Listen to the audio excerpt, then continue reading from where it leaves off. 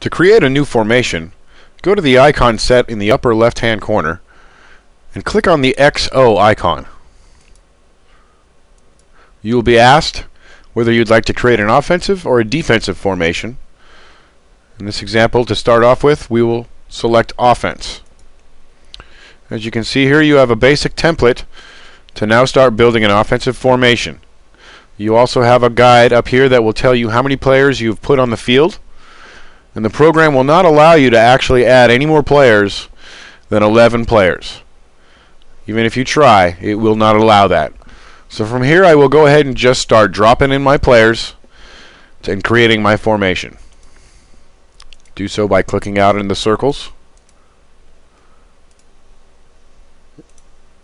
And as you can see, the personnel isn't quite where I want it. There is some logic built into the program in identifying which players are located where. And as you can see, if I place a player anywhere on the line of scrimmage outside of these tackles, the program defaults to the tight end. If I place a player anywhere outside of where a tight end would be, somewhere out here or somewhere out here on the line of scrimmage, then the program defaults to an X receiver.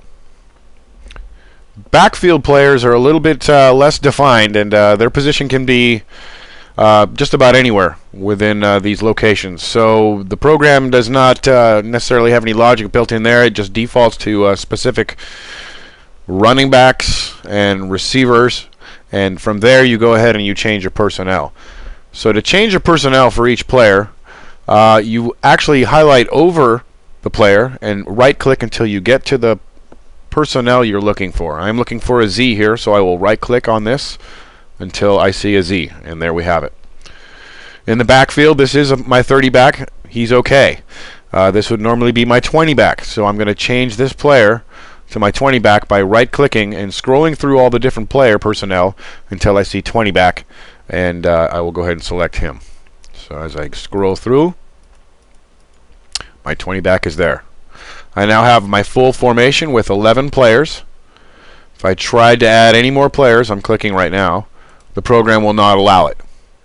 So all I need to do at this point, with my formation complete, is just name it in what terminology I am familiar with. You would name this in whatever terminology you're familiar with. I identify this formation as King Right Pro. So I will go ahead and type in and label the formation. From here, I'll save the formation. You can either click the floppy disk and it will save the existing formation, just like we did. Had this been an existing formation, I could click Add. Okay, so from this point we've created an offensive formation. Now, I'll show you how to create a defensive formation. And as you can see, that offensive formation we just created shows up here in the tree. So now we'll create a defensive formation the same way. We click the XO icon from up on the above left icon menu. We'll select defense this time. And we'll put in the basic alignment of the defense. You can adjust these defensive players once you get an offensive formation in front of them.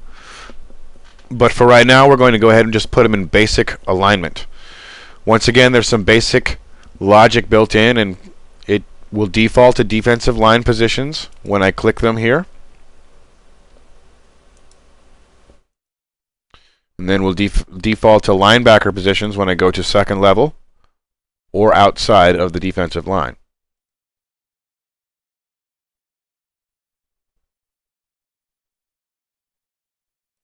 Cornerbacks default, safeties default.